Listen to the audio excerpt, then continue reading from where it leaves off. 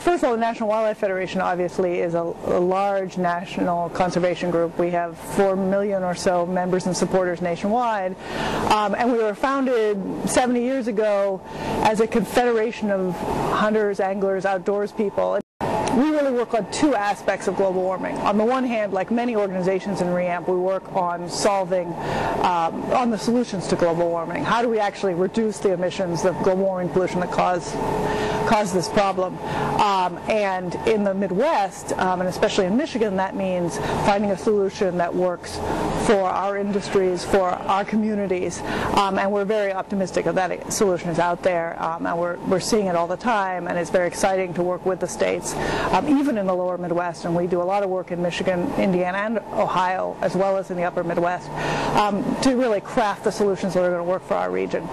On the other hand, we do work with natural resource professionals and others on how do we help wildlife adapt to what global warming we know is going to happen in the short term or the medium term. How do we guarantee wildlife funding? How do we ensure that we protect water in the Great Lakes from what will probably be higher demands, not only dropping lake levels, but higher demands across the nation for water? How do we provide the habitat corridors for wildlife, who are under greater stress? So that's kind of the two sides of our work on global warming. Why REAMP? Why would you be involved with these groups? Well, I'd say first of all the NWF, because we are a regional office, we've been involved with REAMP for some time because we have affiliates in, for example, Minnesota and Wisconsin who are very engaged on some of these issues, and we're obviously interested in the whole region. But I think Michigan is particularly exciting, and I think one piece of that is that clearly transportation emissions are part of solving the global warming problem. Michigan has some real strengths, expertise, etc., to help figure out how we do that in a way that's good for our